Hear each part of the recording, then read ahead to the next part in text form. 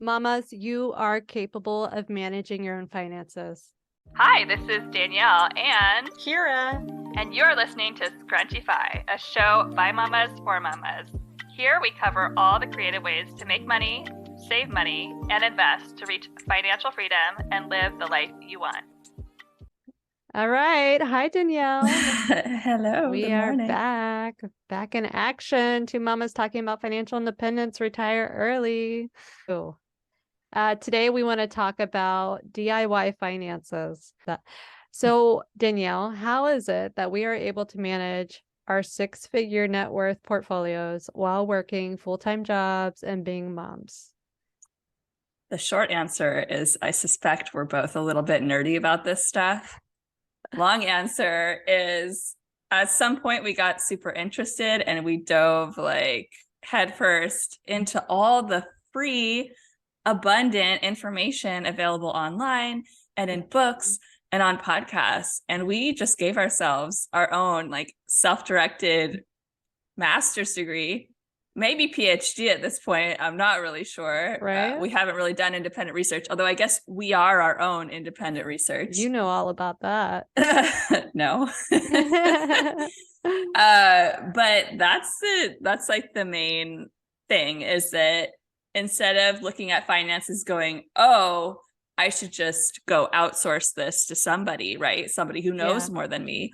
We decided to become that somebody because they got that knowledge somewhere. And I suspect we do this with multiple things in our lives, not just finances. Yeah. But what's interesting is that finances seems to be the thing that most people either outsource or don't really dive into and learn about. Yeah. So we kind of became these like outlier people who were like, no, we want to DIY this, you know? And so we stepped in and we started doing it all of ourselves and then got like awesome results. And now here we are going like, hey millennials, like, listen hey up. Gen X, like, are you guys doing this fun, nerdy stuff like we are, you know, and trying to get people interested in their finances. Yeah. I mean, we know that it's not taught in school, at least when we were going to school, and it's not really taught to this level in school these days. And not even your financial advisor and financial planner, if you go to them and say, hey, I want to retire early, they're going to be like, oh, let me thumb through the book. It doesn't say that here. You know, they don't have that plan to like fast track your retirement. They don't have that plan, you know, to make you financially independent today. They want you to go through that 40 year. And the reason why they want you to go through that 40 years because these financial advisors, financial planner will help you plan out. They don't usually take a percent from your portfolio, but a financial advisor will. They will take a percent, 1% to 5% that you just heard, Danielle. So they want that 40-year long horizon of you going to them and asking them, you know, is this an idea or not, so that they can take that 5% from your portfolio. And it's not like they have access to magical information that you cannot get yourself. Right. Because recently I talked to like my first financial advisor ever, not for me, but because my mom was there after getting inspired by what we say. Cool. Which was great. But then, you know, I'm talking to this person and it was funny because we kind of both knew very similar things, but my view of everything was way more like for my mom's benefit, low cost, maybe taking more risks. Like it seems like they really go by a certain book. And it makes sense. It seems like very cautious, like, oh, like you're at this age, like you should do this amount of bonds, you should do this amount of equities, you know? And I understand that, but it's like when you DIY your own finances, you can understand like truly your own ability to like face risk, or if you want more reward, or if you want less reward and more security, you could just like do it yourself. Like everything that he was telling my mom, like I already knew about. And that was surprising for me because I've never talked to a financial advisor in my life. And here we were both talking and it's like, he didn't say anything I didn't understand. Yeah. Yeah. And, you know, so I went to a financial planner. The only thing they were trying to do is sell me insurance, liability insurance, life insurance, like umbrella insurance. I was like, I'm not here to talk about insurance. I'm like, I want to talk about my, you know, my portfolio and, you know, things that I could do today so that I can fast track retirement and be financially secure. And they're like, oh, well, you have a 401k, you could open an IRA. And that was the end of the story. They were not giving me any financial advice on what stock options to pick that would be for a long retirement horizon. They were not giving me any information of, traditional IRA versus Roth IRA, backdoor Roth, or rollovers, or use that in an early retirement situation. I'm telling them that I want a house hack and reduce my expenses, and I'm not going to need as much income that they are advising. My 401k advisor is like, oh, well, you're going to need to replace your income. And I'm like, no, I need to replace my expenses in order to find out how much I need for retirement. And they're like, that's not the way we calculate it, so we can't really help you in this story. And I'm like, that's not good enough. Yeah, they're coming from a different mindset. And I think we also have to understand for the vast majority of financial advisors, financial planners, they are themselves not financially independent. Ooh, so how can somebody yes advise you how to become financially independent if they themselves have not figured out how to do that, or it's not on their radar? Now, there may be some people who love financial planning and love financial advising to the point where they are working that after they are already financially independent, but probably 90% or more, right, are working because they need to work. Yeah. And so when you're coming in with a paradigm shift that is not necessary, right? That someone can, quote unquote, hack the system legally using all just the in plain sight vehicles for investing, right? Maxing out your 401k, maxing out your IRA, Roth IRA, etc., right? It's all hidden in plain sight. These people work with this every day, but they don't see it organized in the way that the FIRE movement does, right? They don't see people maxing out all of these accounts and then continuing to save and saving and investing over 50% of their income, because more than likely they are not doing that. And so when you live your life in a certain way and everything looks a certain way day in and day out, your education told you a certain thing, you see a certain thing, you're doing a certain thing. When you see an outlier, you don't believe it, or you have doubts, or you try to poke holes in what that person is bringing to you. And so that's where the utility for someone pursuing FIRE, the utility of a financial planner and advisor becomes, not as useful, right? Because they don't even know how to do what you're doing potentially. Yeah.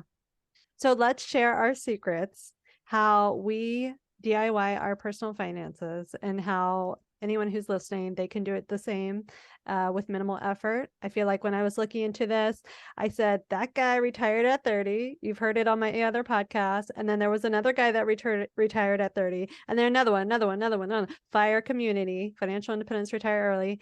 I was like, I'll just follow what they're doing and I should get the same results, right? And I pretty much am doing that. I just kind of followed their steps because none of the advisors provided information on that. And I'm sure, Danielle, you kind of, reached out in that way and found that same kind of roadmap and have been following that too. Yes. What you've seen has worked for, all the other FIRE bloggers. I mean, I think it has a such different feel than the get rich quick schemes. I can smell those from a mile away, right? I can see, the multi-level marketing, right? My mom was in that. I've had friends in those. What they sell is very different. They're selling something that almost feels too good to be true in a lot of ways. You'll get very rich if you just follow these 3 steps. It's so easy. Just do this, put all of your money in this one stock. I can predict the future, etc. Right? Yeah. The FIRE movement is so much more down to earth than that. And I noticed that right away. Like, these are people usually who are not making money to even tell their story. For the vast majority, they kind of started like us, right? They were just like, why don't people know about this? Like, the statistics are horrible. Like, I just read, like 95% of millennials are not saving enough for retirement. And that is traditional retirement. I'm not talking about trying to liberate yourself from work early, okay? Or required work early. So this stuff is not getting into the mainstream culture. Even if it is, it's not shifting behavior enough. So I think that in the FIRE community, there is this authentic drive to just educate people. And that's what drew me in, because I could tell in my gut that this was not like a scam. This was not something where I was going to do very risky things with my money and then someone else was going to profit. Right. The main touted website to invest your money, Vanguard.com, is essentially like almost like a nonprofit, right? Everybody who invests into Vanguard is the owner. There is no like 5 people that are making millions of dollars from Vanguard. So already there are these aspects of FIRE that are very much like kind of down to earth and mutually helpful for everyone. And almost shifting the paradigm. So I was super attracted to that. And I was like, no, this sounds great. And I did my, due diligence and research. And I was like, yeah, if I follow these principles, you can do it any way you want, right? But the principles are all the same. Every FIRE person you'll ever listen to will tell you pretty much the same thing. They say, please live below your means, invest like 50% of your income if you can. If not, like find a side hustle so that you can do that and liberate yourself from the need to work. You can keep working, but liberate yourself from the necessity of having to do it for the next 40 years. Right. So let's just get into like the bare bones of basics. Managing your personal finances really starts with managing and tracking your expenses, creating that budget. We do need to start there. The reason why we need to figure out how much money we need to save, how much money do we need, to invest to retire early, to be financially secure and independent. So we both use an app that tracks that. We plug in all our accounts. We plug in our, crazy travel hacking credit cards. We plug in if we have loans or whatever, we plug it all in, and it tells us what our expenses are monthly over the year. And then it'll also track our net worth. So we plug in our investment accounts as well, and it'll show us, month, week, day, as it fluctuates, and on average, how much our portfolio is growing over a year. So that's like basic number one, DIY finances. Use an app, but don't just go to your bank and say, oh, well, I can see what my credit card expenses are there. No, you put it all in. That's what a financial planner is going to do. They're going to look at everything. So this is your DIY number one. Number two, automate.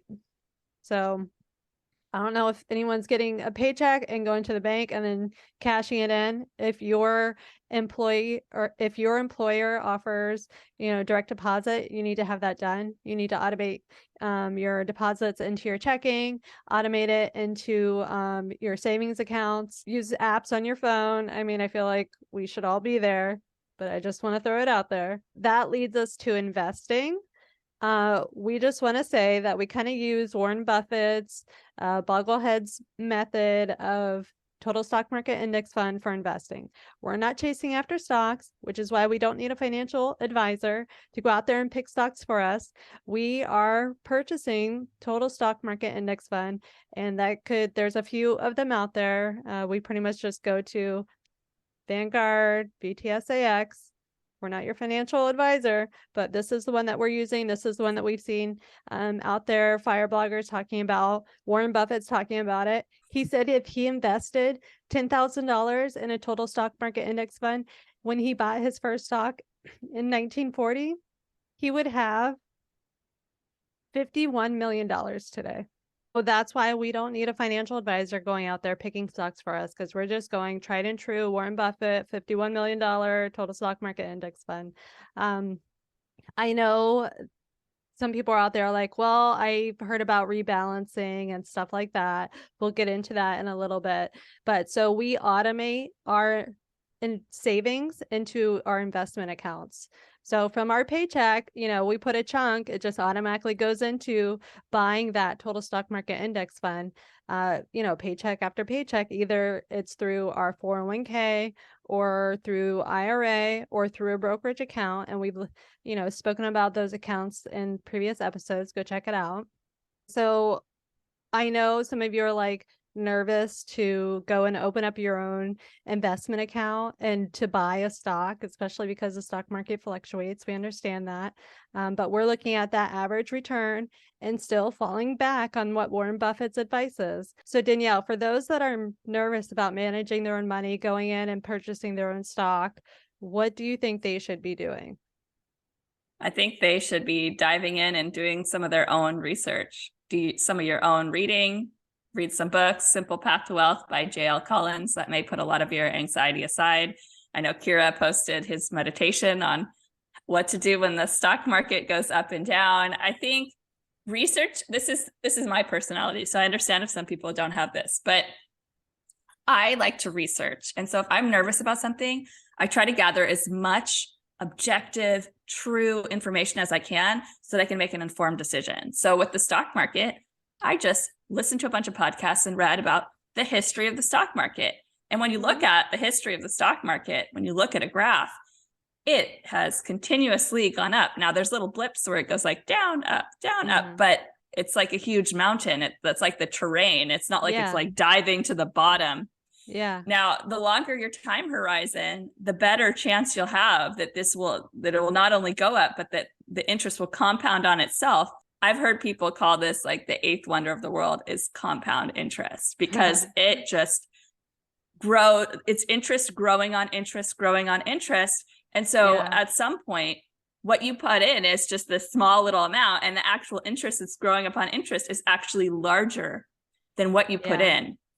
So in a sense, you are risking your money, but at a certain point, there's going to be more of the money that was made from your money in your account than the money that you put in. Right. So I think it is important to understand that you can lose it all, right? It would be very difficult to lose it all with a total stock market index fund, but that's the nature of investing. You don't want to put anything in that you don't have the full understanding that it could go down. And, potentially in a very, I don't even know what that event would be that would make us lose the total stock market index fund. I guess like a total disaster. I don't know, the dissolution of. I mean, we had COVID and still the market bounced back, and I know it was overinflated, but I mean, we lived through 2008. A lot of people literally jumped off buildings because their stock portfolio went down. And guess what? 2 years later, about 2.5 years later, it bounced back up that 40% drop. The Great Depression. Here we are today. Like, it keeps bouncing. I think people misunderstand what losing money in the stock market even can be. If you're buying an index fund, that even if that went down to like 90 cents, you still own that index fund. And if it goes up, your money will come back again, right? So like you don't lose money unless you sell, right? And we are what are called buy and hold investors, which means we're holding on for the long term. So even if my stocks are down, I haven't lost anything because I'm not pulling out my money. I'm just going to wait for it to recover, which based on history, it always does, and then grows even more. So that would be my advice for anyone that's nervous, is that please go do this research yourself. Confirm, is what we're saying right? Or are we just like totally out of touch with reality, right? Double check. What we say sounds nice, but double check, right? And let us know in the comments. Yeah, like I just wanted to say for moms that are like, I have a bunch of kids. I can't risk my money. Like this is the time where I need to be like keeping my money just in case what if something happens with my kids. Yeah. But the thing about keeping your money in cash is that inflation eats away at it. And if we've ever learned something from inflation, like 2022, that was like my hugest lesson of like how devastating inflation can be. Yeah. And so if we just keep our money in cash, that means if inflation goes up 7%, that means our money is worth 7% less. Right. So investing your money is a way to hedge against inflation. And so that will actually preserve your money better than keeping it in cash. Now you are risking it by putting in the stock market, but if you don't risk it, that money will keep being eaten away by inflation. And so it's like, to grow your money for your kids and to achieve generational wealth, you will have to accept some risk. And for me, I know that it's like, it's worth it for me. I've done the research and I've decided that it's worth the risk, because having my money grow, our money, my family's money grow for the next 30 years, that could set up my kids for retirement before they even have to like work and put money away. Like if I did the math, right, and it's on our Instagram, if I invest $35,000 for my kid, not even now, when they're 20, when they're 23. By the time they are traditional retirement age, that's going to be like $3 million. Wow. You know, so yes, you're risking $35,000, but the reward is incredible, because that's the beauty. That's the eighth wonder. That's the compound interest doing its work. If I didn't do that, you know, how much money would be in the savings account when they were retirement age? $35,000. Wow. So with risk comes potential reward. We can't guarantee what any of the stuff will do, right? But I think we both done enough research where we are confident in what we're doing and we see the benefit for ourselves and for our family. Whereas if we weren't doing it and we were just stockpiling cash, it would be very difficult to retire on that. And here's a suggestion. Take that money that you're putting into your savings account and put it in a high yield interest account, which is safe. It's not traded in the stock market. Right now, they're earning on average 3%. So take that 3% dividend that you weren't even counting on, and put that in the stock market. That's secret extra money that you just found.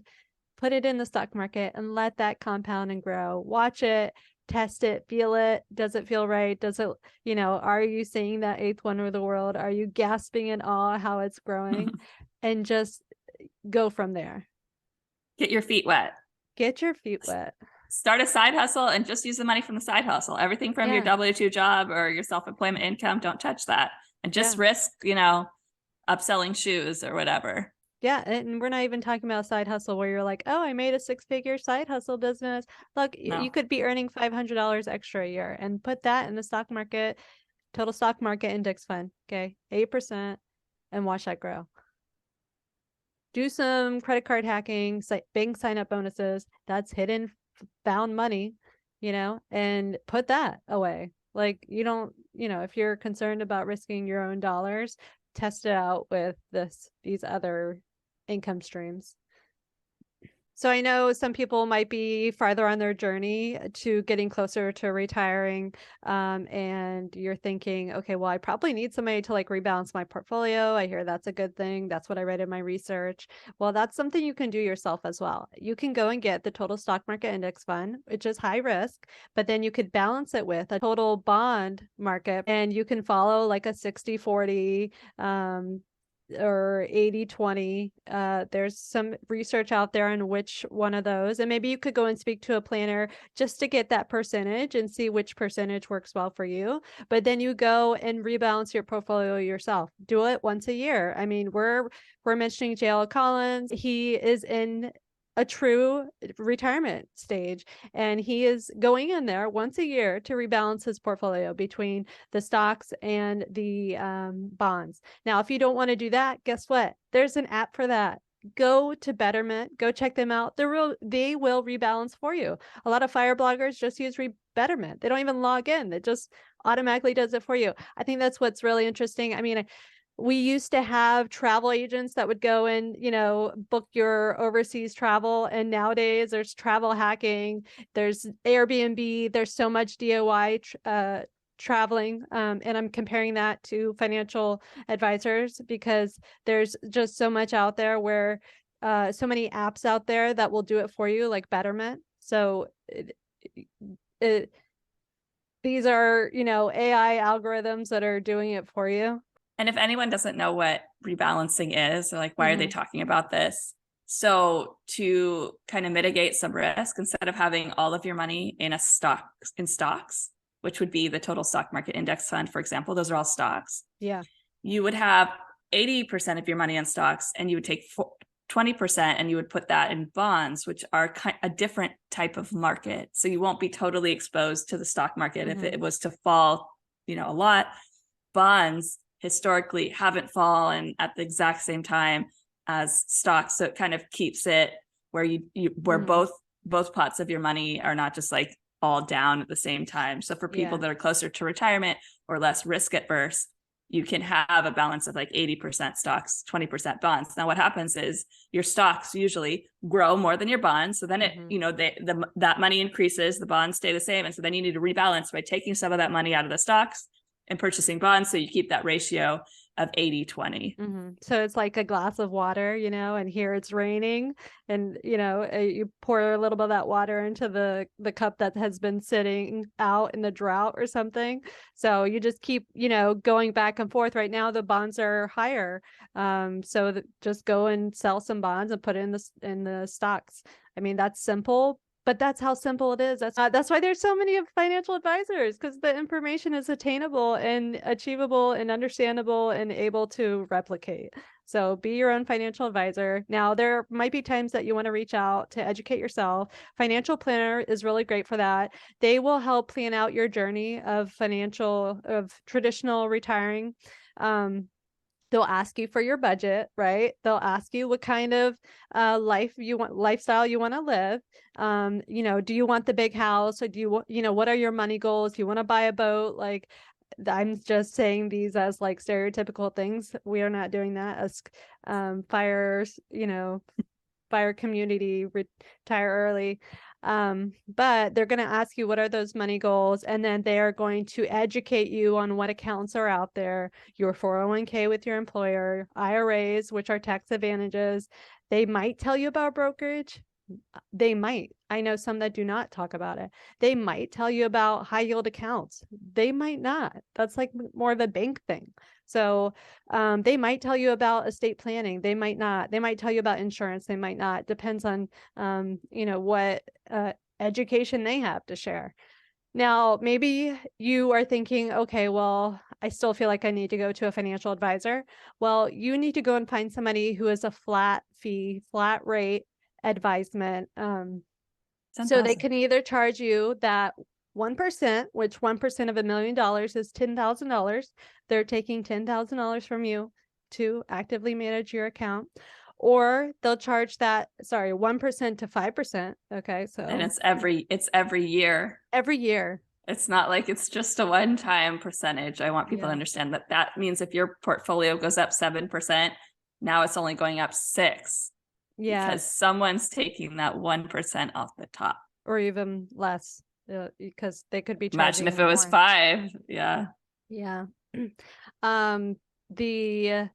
Or there's the flat rate. So it's like, I don't want to pay somebody $750 to sit down and help me pick, what my financial journey is. Guess what? 700, whatever flat rate dollar amount is so much better than 1%. 1% doesn't sound a lot when you don't have a lot, but when that money is growing. And I know some people are like, well, they're going to help my portfolio grow. Guess what?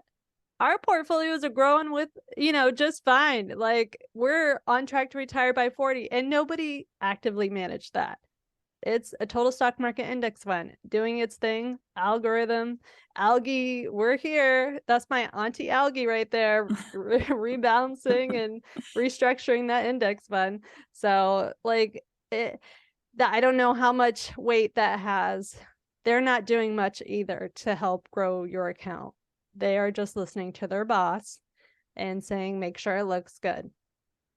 I think we have to remember here that deceased people outperform living people in investing. What? Google it. Look it up. I'm not making up stuff. Set it and forget it. Like, when I invest my money, honestly, I just pretend it's gone. Mm-hmm. I don't look at it ever again, because you know what? Emotion and behavior, that is what gets you into trouble. Going in and messing with your funds, like what an active manager will do, right? Because they think they have these great ideas, and some of them may, but the vast majority do not outperform an index fund or a deceased person who bought a bunch of things and just never touched them after they died. Wow. Yeah, you know what? If these financial advisors were outperforming, one, they would be retired, right? They'd be financially independent. And two, Warren Buffett wouldn't be suggesting that if you just go buy index funds, it'll make you a, gazillionaire. So, I mean, I want to say one other person, you could go to like an estate planner, but that's kind of like more like, getting your financial house in order for children, for your will, et cetera, like that. And then there's a lot of financial coaches out there. If you're looking to set up a financial journey, wanting to educate and understand, I feel like going out to a financial coach is a good idea. They could help you backtrack to, what are your money beliefs? What are your money habits? Because those are really like the ground foundation. All the accounts is simple. All the, automating is simple, as we're saying. There's apps, there's, the companies that rebalance on their own, but changing your habits and beliefs about money is the hardest thing. So a financial coach could really help with that.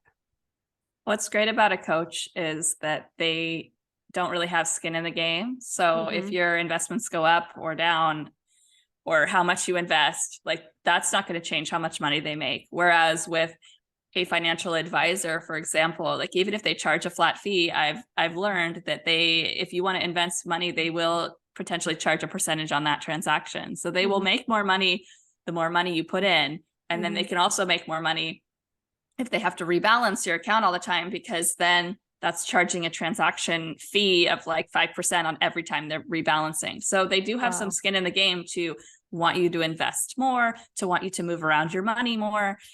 So it's just something to think about, that a coach or educating yourself like we did with just really diving in and reading the literature and listening to all the podcasts. Like no one that's running a podcast is going to make money if you invest or not. Yeah. Mamas, you are capable of managing your own finances. I don't care if your kids are sick. I don't care if you haven't gotten sleep. I'm just naming all the things that me and Danielle are going through, and still we can DIY our finances. I'm going to tell you, I want you to go and educate yourself, read what we've written on our website, read our blogs, listen to the podcast, go on Instagram, go on TikTok. We are throwing out a lot of information out there. Download the apps, start tracking, start automating, check out Total Stock Market Index Fund, listen to Warren Buffett, his advice that he's been giving out. You can do it. If you have enjoyed the show, please share with another Scrunchy Mama and hit that subscribe button so you never miss an episode. For show notes, resources, and links to our other video shorts, check out our website, scrunchify.com.